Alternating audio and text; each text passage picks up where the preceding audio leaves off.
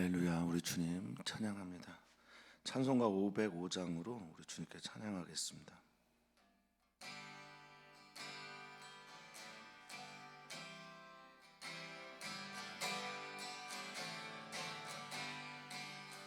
온 세상 위하여 나 복음 전하리. 만 백성 모두 나와서 주 말씀 들으라. 죄중에 빠져서 헤매는 자들아, 주님의 음성 듣고서 너 구원받으라. 전하고 기도해 매일 증인 되리라. 세상 모든 사람 다 듣고 그 사랑 알도록 온 세상 위하여 이 복음 전하리. 저 죄인 회개하고서 주 예수 믿으라. 이 세상 구하려 주 돌아가신 것 나 증거하지 않으면 그 사랑 모르리.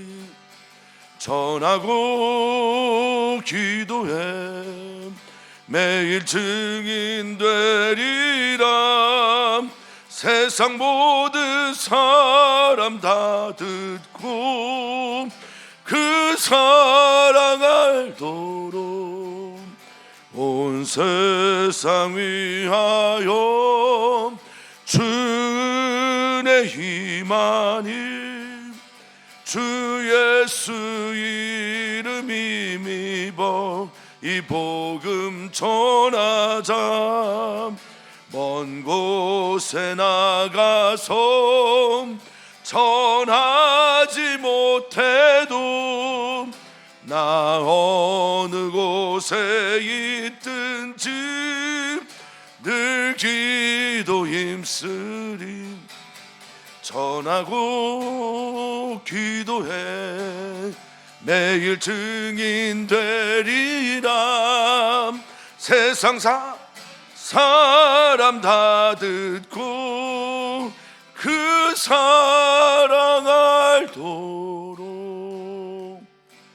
전하고 기도해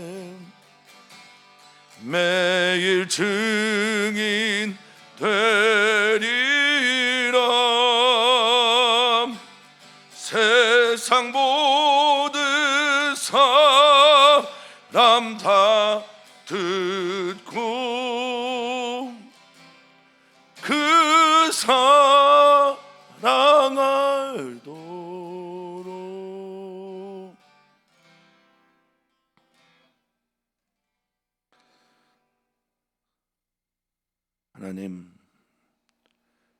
하나님께서 우리에게 복음을 주셨으니 복음을 전하며 살게 해 주시옵소서. 하나님께서 우리에게 은혜를 베풀어 주셨으니 그 은혜를 나누며 살게 해 주시옵소서. 하나님께서 우리에게 복을 주셨으니 그 복을 근원이 되어서 우리로 인해 많은 이들이 복을 받게 하여 주시옵소서. 하나님께서 우리에게 생명을 주셨으니 이 생명 주님 뜻대로 쓰게 하여 주시옵소서. 하나님께서 우리에게 시간을 주셨으니 이 시간을 주님의 시간으로 빚어가게 해 주시옵소서. 주님께서 주신 건강이며 주님께서 주신 시간이며 주님께서 주신 모든 은사들이 우리에게 떠올라 생각나게 되어서 주님께서 원하시는 그것을 위하여 우리가 쓰게 하여 주시옵소서. 오늘 우리가 받은 바 은총을 다시 한번 마음에 새기는 첫 시간이 되게 하여 주시고 하나님께서 우리를 얼마나 사랑하시는지, 기뻐하시는지 감사하고 또 찬양하며 주님께 나아가게 하여 주시옵소서. 주님의 시간으로 오늘을 삼아 주시기를 기도하며 사랑 많으신 예수님의 이름으로 기도하옵나이다. 아멘. 하나님의 말씀은 사도행전 8장 2절에서 13절까지입니다. 사도행전 8장 2절에서 13절까지 말씀입니다. 한 목소리로 읽겠습니다. 경건한 사람들이 스데반을 장사하고 위하여 크게 울더라. 사울이 교회를 잔멸할세 각 집에 들어가 남녀를 끌어다가 옥에 넘기니라. 그 흩어진 사람들이 두루 다니며 복음의 말씀을 전할세 빌립이 사마리아 성에 내려가 그리스도를 백성에게 전파하니 무리가 빌립의 말도 듣고 행하는 표적도 보고 한 마음으로 그가 하는 말을 따르더라. 많은 사람에게 붙었던 더러운 귀신들이 크게 소리를 지르며 나가고 또 많은 중풍병자와 못 걷는 사람이 나으니 그 성에 큰 기쁨이 있더라.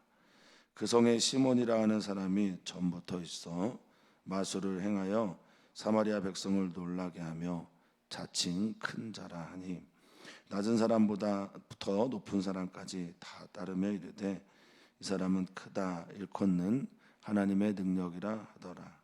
오랫동안 그 마술에 놀랐으므로 그들이 따르더니 빌립이 하나님 나라와 및 예수 그리스도의 이름에 관하여 전도함을 그들이 믿고 남녀가 다 세례를 받으니 시몬도 믿고 세례를 받은 후에 전심으로 빌립을 따라다니며 그 나타나는 표적과 큰 능력을 보고 놀라니라. 아멘. 아멘.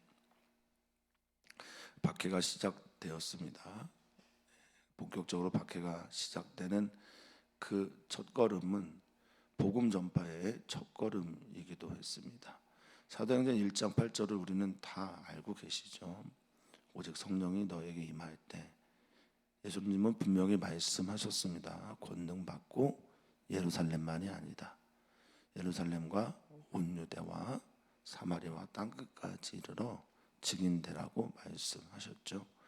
여기에 예루살렘, 온 유대, 사마리아를 연결하는 단어가 카이라고 하는 헬라어 접속사인데 엔드, 영어의 엔드와 똑같습니다. 뭐뭐와 이런 건데요. 이거는 and then 이런 의미가 아니죠. 그리고 나서 그런 후에 이런 의미가 아니라 동시적인 의미입니다. 너희가 있는 모든 곳에서. 거기가 예루살렘이냐? 거기가 사마리아냐? 거기가 유대냐? 거기가 땅끝이냐? 동시적으로 우리는 어디에 있든지 주님의 증인이 돼야 된다라는 말씀입니다. 그러니까 순서적으로 이렇게 돌아가는 것은 아니고요. 우리가 있는 그곳이 바로 땅의 끝임을 믿고 그렇게 복음을 전하는 증인이 되라라는 그 말씀이죠. 그런데 방법이요. 자발적으로 하면 참 좋겠어요.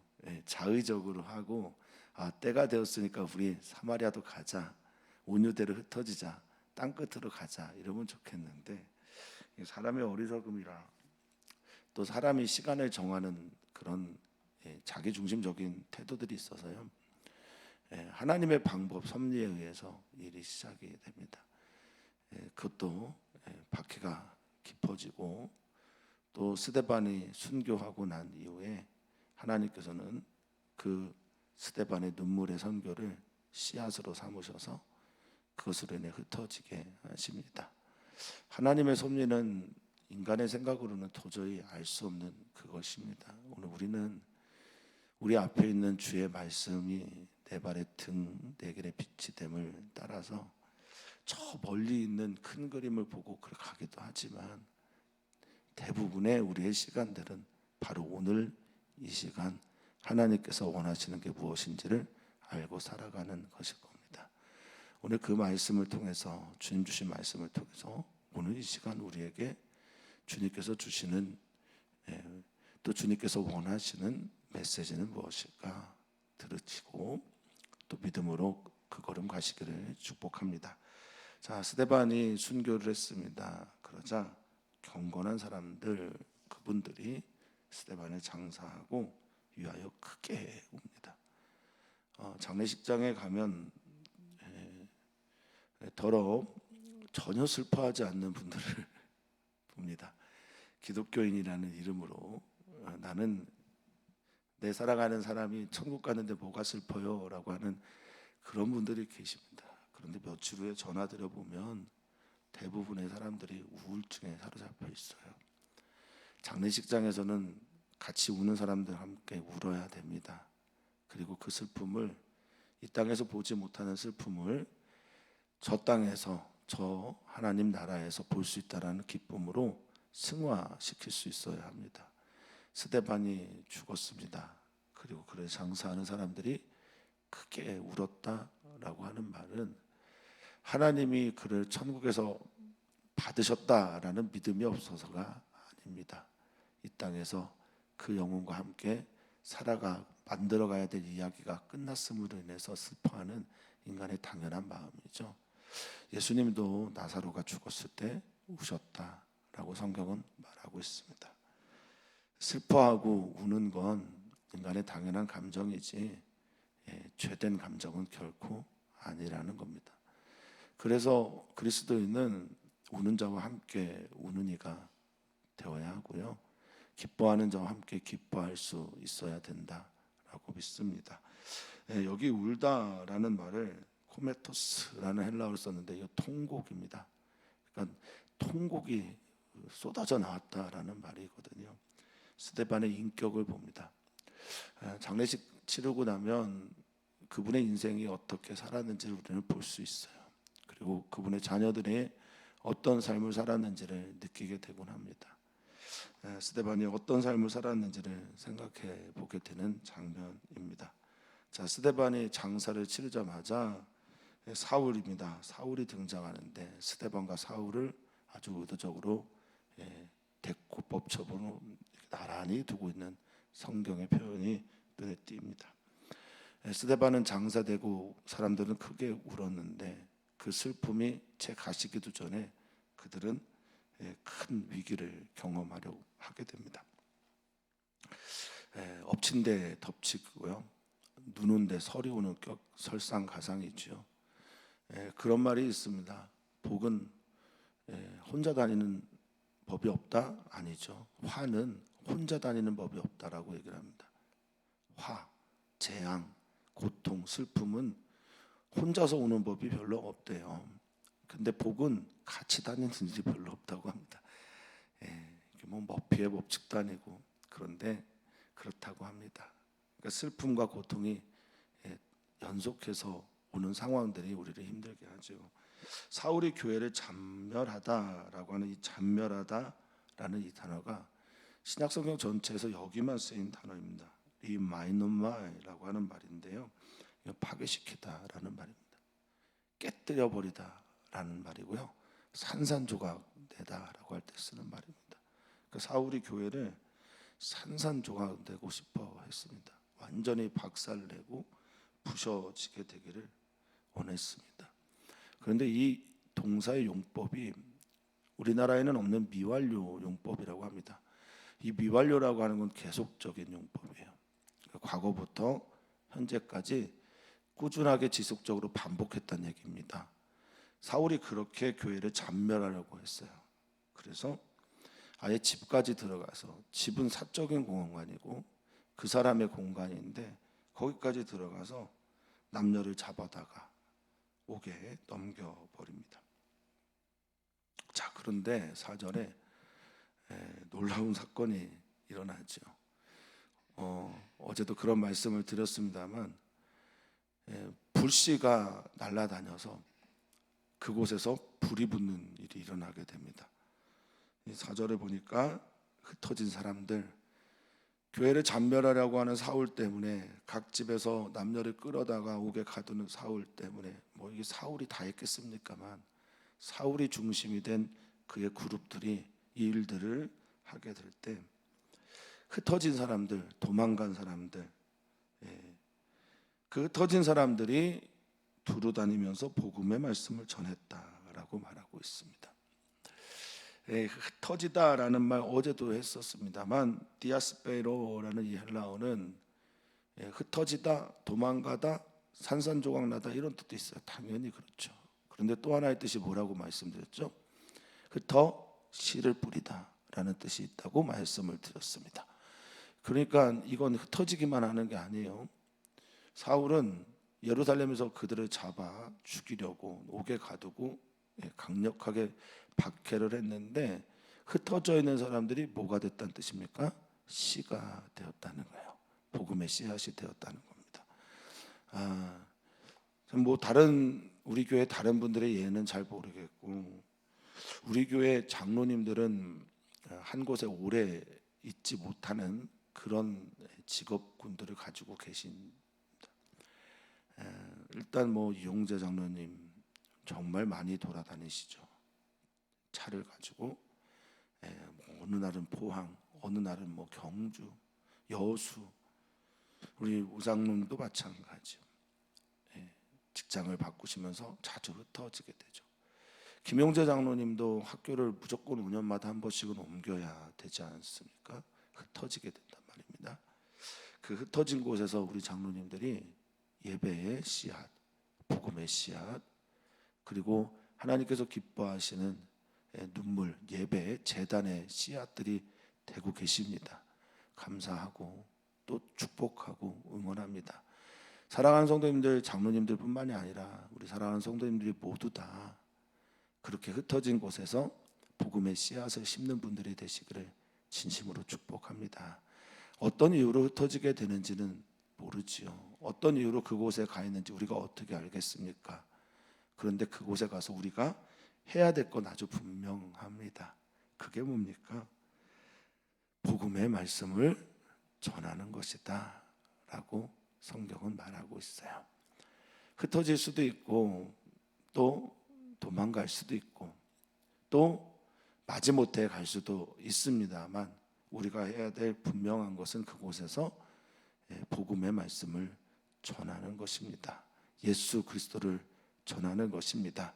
예수의 부활을 나누는 것입니다. 거기에서도 나는 그리스도인으로 살아가는 거지요.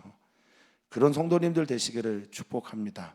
그런 교회이기를 간절히 바래 봅니다. 자, 그 중에 한 사람, 7 지도자 중에 한 사람, 스데반과 함께 7 지도자가 되었던 한 사람, 그 사람이 빌립인데요. 어디까지 갔다고 말하고 있어요? 사마리아에 갔다고 말합니다. 지혜로운 방법이죠. 사마리아는 그 보수적이고 근본주의적 유대교 성향을 가지고 있는 사람들이 결코 따라오지 않는 곳이기 때문에 그렇습니다. 그런데 이는 예수님 말씀, 예언의 성취이기도 합니다. 온 유대로 흩어져 있는 이들이 사마리아까지 갑니다. 빌립이 갑니다. 거기서도 똑같은 일을 합니다. 어떤 일을 하죠? 그리스도를 백성에게 전파합니다. 여기 전파다라는 말이 초대교회 안에 있는 매우 중요한 진리 중에 하나, 캐리그마라고 하는 건데요. 이건 선포입니다. 선포하고 선언하는 건데 여기 전파하다라는 말이 그것의 동사 캐리소라는 단어를 썼어요. 그러니까 예수가 그리스도다라고 하는 선포, 선언, 그 확실한 증거와 그것들이 사마리아 성에도 전해졌다라는 겁니다. 사마리아는 어떤 곳입니까? 유대인들은 개라고 취급했던 곳이고 사람들이 상종도 하지 않았던 곳이고 사마리아 땅을 지나가지 않으려고 크게 돌아서 성지 예루살렘을 향해 가기도 했던 바로 그곳이기도 합니다. 사마리아 사람들은 무조건 무시했고 사마리아 사람들은 무조건 죄인이었고 사마리아 사람들은 사람 취급도 당하지 않던 시대에 그곳에 가서 복음을 전합니다. 이 메시지는 어떤 걸 말하는 걸까요? 이 땅에 복음이 필요하지 않은 사람은 없다라는 겁니다. 어떤 사람 예외 없이 그들이 저 중동에 있는 사람이든 그들이 다른 종교를 가지고 있든 그들이 우리가 볼 때 정서적으로 좀 문제가 있는 사람이라도 복음이 필요치 않은 사람은 없습니다. 그 복음을 전하자 정말 놀랍게도 빌립의 말을 6절에 잘 듣습니다. 우리 성도님들이 또 우리 장로님들이 옮겨간 그곳에서, 흩어진 그곳에서 누군가 나의 말들을, 복음의 메시지를 잘 듣는 일들이 일어났으면 좋겠고요. 표적도 좀 일어났으면 좋겠습니다. 하나님을 믿을 만한 일들이 그들 삶에서 나타났으면 좋겠습니다.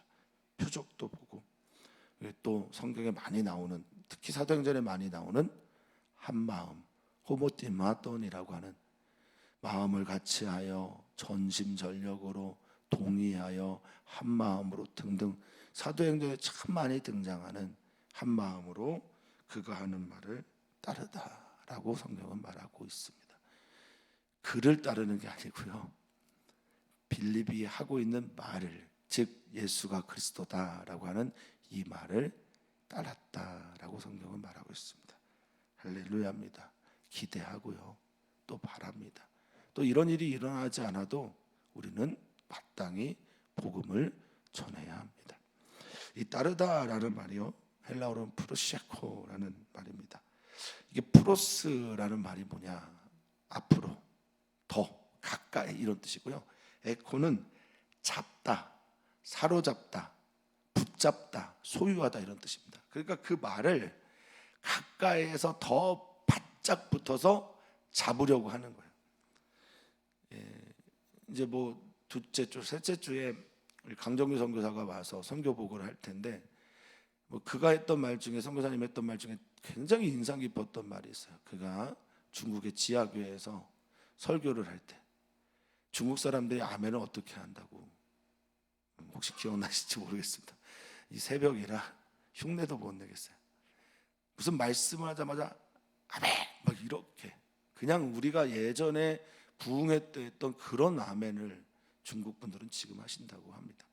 그런 의미라고 들려져요.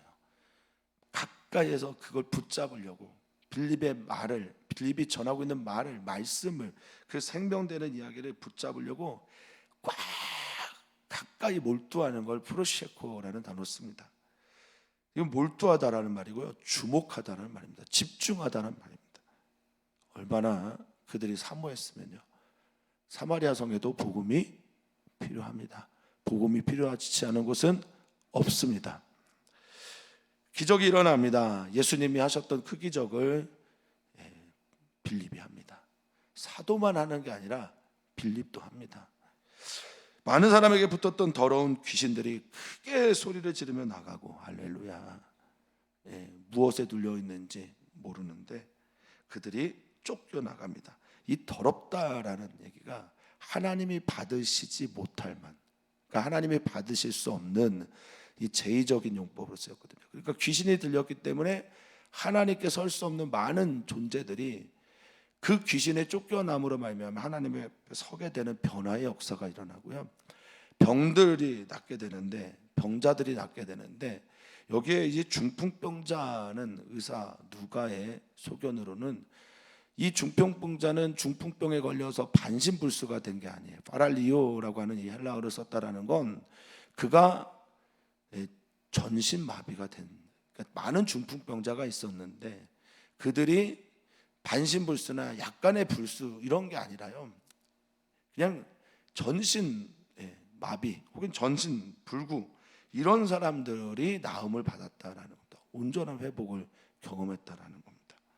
못 걷는 사람이 걷게 되었다. 그럼 어떻게 됩니까?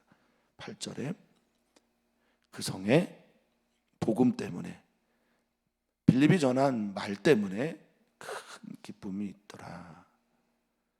하나님께서 우리 성도님들이 서 계신 그 자리에서, 가정이면 어떻고 일터면 어떻고 학교면 어떤지 모르겠습니다. 그곳에서 성도님으로 인하여 큰 기쁨이 있었으면 좋겠습니다. 정말 그렇게 기도하겠습니다. 정말 그 일이 일어났으면 좋겠습니다. 하나님 믿는 기쁨의 일들이 우리 사랑하는 성도님들에게 가득하길 축원하고 또 축복합니다. 자, 여기에 이 크다라는 말이 폴리스라고 하는 말이고, 성은 폴리스예요. 언어주의입니다. 폴리스의, 도시의 폴리스라고 하는 큰 기쁨이 있었다. 기쁨. 근데 이 볼리스란 단어는 아주 그냥 크다라고 하는 하나로 묶어서의 큼이 아니에요. 다양함이에요. 다양함. 그러니까 각자에게 전해지는 복음으로 인해서 각 사람들이 큰 기쁨을 경험했다라는 겁니다. 자, 그리고 또 한 사람을 소개를 하는데요. 그 사람은 9절의 시몬입니다. 마술사이고요. 마술사로서 많은 표적과 일들을 행했던 사람입니다. 그래서 불리는 게 큰 자. 큰 자라는 이름의 뜻을 가지고 있는 사람이 있어요. 누군지 혹시 아십니까? 그게 사울입니다. 사울이라는 이름은 큰 자라는 뜻이에요. 여기에 시몬도 큰 자라고 불리는 마술사입니다. 왜 그렇게 큰 자로 불렸을까요? 낮은 자부터 높은 자까지 다 그를 따르며 그를 큰 자라고 부른 이유는 그가 행하는 표적, 권능 때문입니다. 사랑하는 성도님들이 기적을 쫓아다니지는 않으셨으면 좋겠습니다. 빌립도 기적을 행했고요, 표적을 행했습니다. 그런데 빌립이 정말 전하고 싶었던 건 바로 예수 그리스도였습니다. 그런데 여기 시몬은 마법사 시몬, 마술사 시몬은 누구를 전하고 싶었던 거일까요? 자기를 전하고 싶었던, 자기를 높이고 싶었던 사람입니다. 큰 자라 불리고 싶었던 사람입니다. 사랑하는 성도님들이 잘 분별하기를 바랍니다. 기적과 표적이 있는 곳에 모여드는 것이 아니라 예수님을 그리스도라 온전하게 전하고 그렇게 살아가려고 하는 그곳에 우리의 마음이 쏠리기를 축복합니다.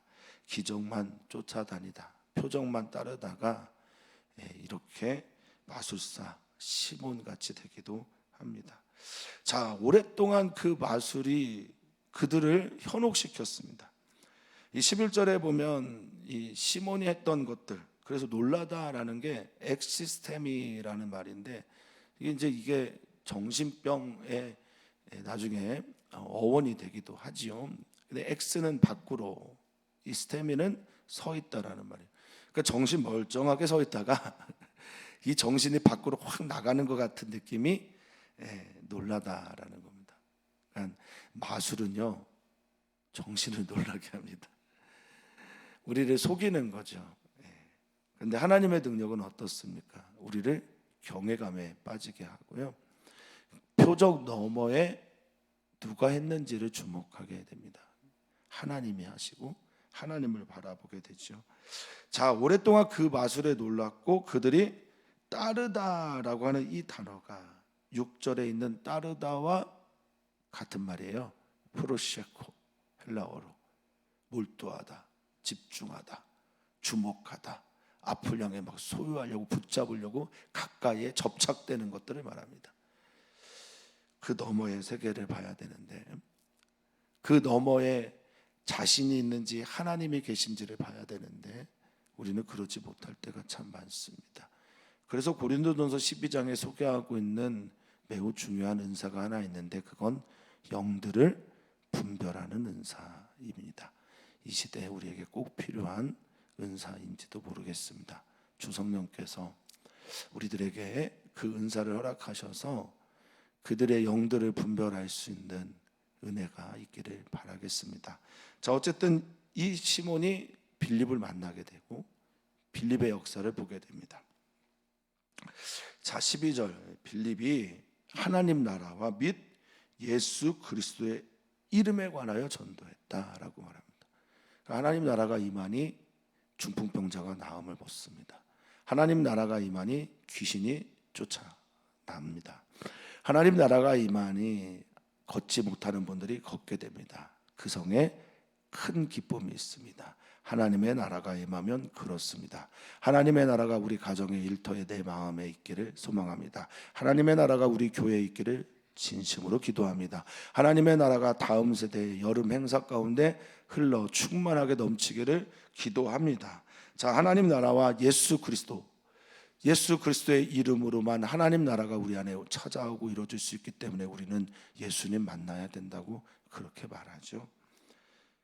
자, 예수 그리스도를 전한 믿고 남녀가 다 세례를 받았다라고 말하면서 13절에 시몬도 받았다라고 말합니다.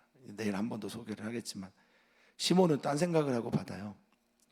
그러니까 믿고 세례를 받고, 성경은 전심으로 빌립을 따라다녔다라고 말하나 이게 전심이 아니라 다른 마음이 있을 수도 있다. 아니면 다른 것이 목적일 수도 있다.